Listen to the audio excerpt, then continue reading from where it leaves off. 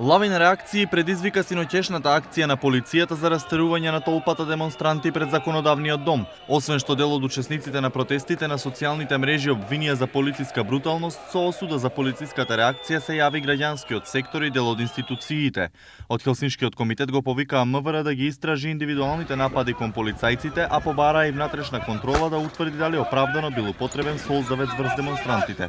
Согласно законот за полиција, според Хелсиншкиот комитет, употребата на средства за присилба мора да биде соодветна и пропорционална, што во дадената ситуација се доведува во прашање, особено што помеѓу граѓаните кои протестираа беа присутни повозрасни лица и деца.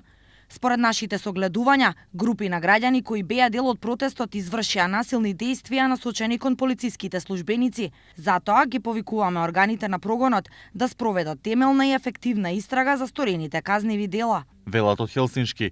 Агенцијата за медиуми пак ги осуди нападите кон медиумите, но ги повика и новинарите на професионален однос.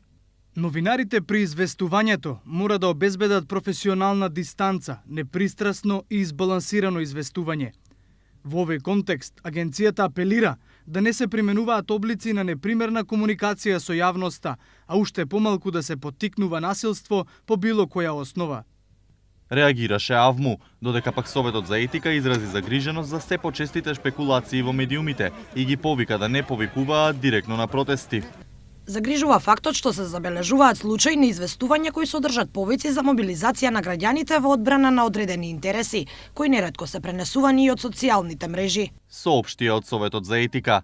Една од реакциите кои доцна синоќа го привлекоа вниманието на јавноста беше онаа на пратеникот Павле Богоевски. Тој на Фејсбук го осуди насилството, но ги отфрли обвинувањата за селективна полициска реакција, потсетувајќи дека и на шарената револуција беа употребувани солзавеци, шок бомби како одговор на насилно однесување на демонстрантите.